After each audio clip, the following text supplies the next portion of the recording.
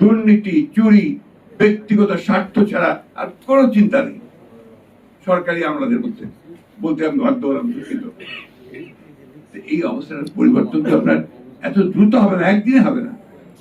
ধৈর্য ধরেন, স্ট্রাকচার আমরা খাড়া করি, গণতান্ত্রিক একটা স্ট্রাকচার খাড়া হোক। সেই স্ট্রাকচার খাড়া হলে নিশ্চয়ই আমরা আপনার সামনের দিকে এগিয়ে যেতে পারবো। তো একটা কথা আবার আমি বলি, আমাকে অনেকে ভুল বোঝে যে আপনি তো নির্বাচন করেন কেন। হ্যাঁ, আমাকে বিশেষ করে ছাত্ররা তো বলেই এখানে নির্বাচন করার কারণটা একটাই, হচ্ছে যে আমরা বিশ্বাস করি, আমি জানি না আমার এই বিশ্বাস ভুল কিনা, যে কোনো নির্বাচিত সরকার কিন্তু একটা অনির্বাচিত সরকারের চেয়ে ভালো। আমার এক্সেস থাকে, আমি যেতে পারি, কথা বলতে পারি, এখন আমার সেই জায়গাটা নেই।